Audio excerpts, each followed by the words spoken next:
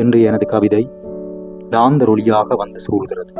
லாந்தர் ஒற்றை லாந்தர் ஊர வெளிச்சத்தில் விடிந்து போன எங்கள் தலைமுறையின் அந்த இரவுகளை நோக்கிய ஒரு பயணம்.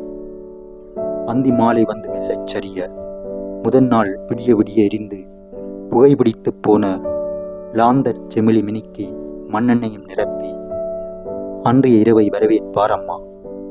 ஓலியால் வீழ்ந்த வீடுகள், காலமதில் வேயத் தவறி ஆங்காங்கே ஓட்டை விழுந்த குடில்கள் பல. அதன் வழியே நிலவின் ஒளி வந்து லாந்தர் ஒளியோடு கலக்கும்.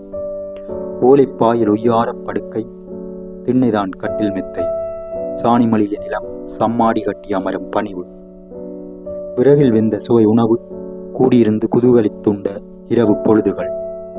இரவிலும் வெட்டிப்பாய் இழைக்கும் பெண்களின் வீட்டுப் பொருளாதாரம், பனங்கிழங்கு கிண்டும் காலமதில் இரவு ஒடியல் வேலைகள். இத்தனை சமயங்களிலும் எங்கள் நடுவே தானும் ஒருவராய் அமர்ந்திருந்து ஒளி கொடுத்து உறவாடி இருக்கும் அந்த லாந்தர். பள்ளிப்படிப்போடு பட்டப்படிப்பையும் பூர்த்தி செய்ய உழைத்தது அந்த லாந்தர். வேலிக்கடுகின் துவாரங்கள் வழியே கண் சிமிட்டி வீதியெங்கும் காட்டில் ஆடும் அதன் ஒளி. விடிகாலை இருளில் நுங்கு பெனங்காய் பொறுக்கப் போகையில் கண்ணுக்கு அதை காட்டிக் கொடுப்பதும் இந்த லாந்தர். இராப்பயண மாட்டு வண்டிகளில் முன்னே தொங்கும் அந்த லாந்தர் எருதுகளிற்கு பாதையும் காட்டியே கூட்டிச் செல்லும்.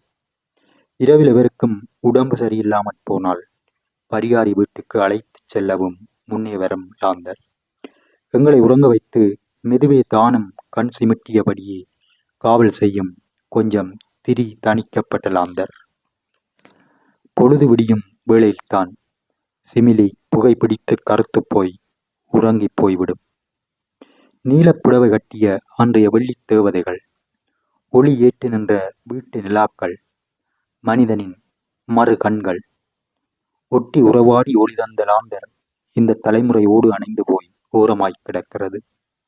அடுத்த தலைமுறையிடம் தெரியவே தெரியாது போய்விடும் இந்த லாந்தர். லாந்தர் என்ற சொல்லும் எங்கள் தலைமுறையோடு காணாமல் போய்விடும். நன்றி.